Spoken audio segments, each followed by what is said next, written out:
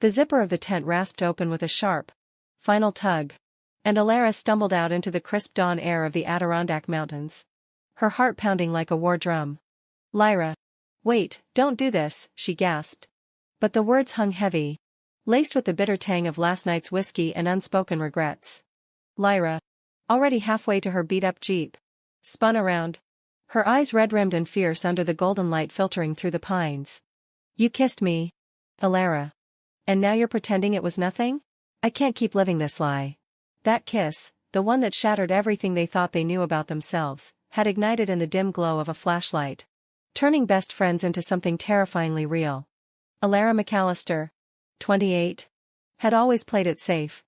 Growing up in suburban Seattle, she'd chased the American dream, a graphic design gig at a hip Portland agency, a cozy apartment with succulents on every windowsill, and a string of bland dates with guys who never stuck. She thought she was normal, straight, uncomplicated, the kind of girl who binge-watched rom-coms and dreamed of a white picket fence. Lyra Thompson, her polar opposite at 27, was the fiery elementary school teacher from Chicago who'd moved west for a fresh start after a messy breakup. With her wild curls and infectious laugh, Lyra brought chaos to Alara's ordered life. They'd met at a local coffee shop 3 years ago, bonding over spilled lattes and shared rants about bad bosses. Best friends? Inseparable, until this camping trip. The idea had been Lyra's. A weekend escape to reconnect amid the stresses of adulting. Come on, Elle, she teased over burgers at their favorite diner. The sizzle of fries popping in the background. Stars? Esmores? No Wi-Fi. It'll be epic.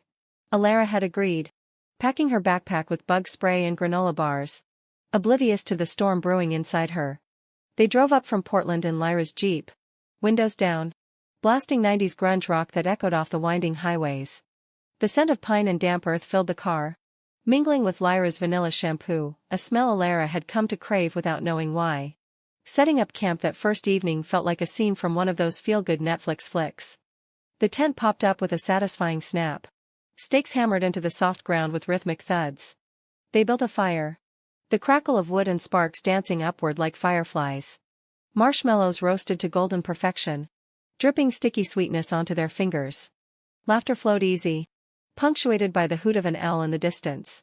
But as the night deepened, so did the conversation. Wine from a shared bottle loosened their tongues, talk of exes, dreams, fears. Lyra confessed her doubts about ever finding the one, her voice cracking like dry leaves underfoot. Alara, feeling the warmth of the flames on her cheeks, reached out to wipe a stray tear from Lyra's face. The touch lingered, electric, sending a shiver down her spine that had nothing to do with the cooling air. I thought I was normal, Alara whispered later. Inside the tent, their sleeping bags zipped close for warmth. The rain started then, a soft patter on the nylon roof, like fingers tapping impatiently. Lyra turned to her, eyes gleaming in the flashlight's beam. What if normal's just a cage we build ourselves? Her hand found Alara's, fingers intertwining with a gentleness that made Alara's breath hitch. The kiss happened in slow motion, a tentative brush of lips, then deeper, fueled by years of buried longing. Panic surged through Alara like ice water. She pulled back, heart racing, the metallic taste of fear on her tongue. This can't be happening, she muttered, scrambling away in the confined space, the zipper's rasp echoing her turmoil. Morning brought clarity and conflict. Lyra packed furiously, stuffing clothes into her duffel with sharp, angry zips. The forest awoke around them, birds chirping in harmonious chaos, the rustle of leaves and a gentle breeze carrying the fresh scent of dew-kissed ferns.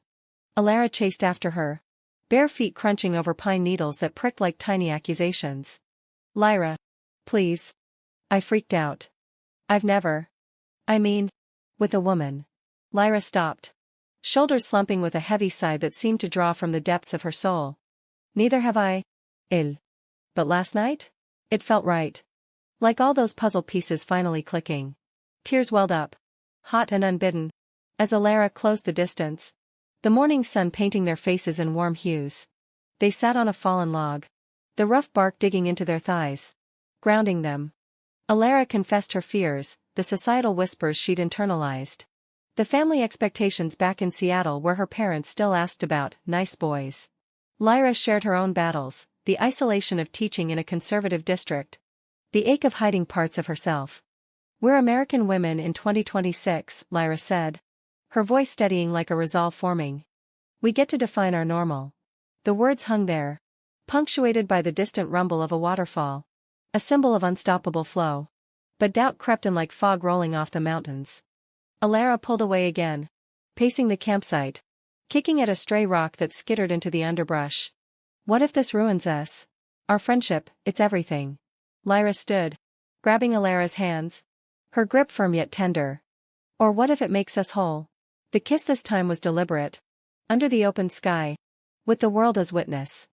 No tent to hide in, no shadows to obscure. It tasted of salt from tears and promise. The kind that Netflix heroes chase through montages of heartfelt music.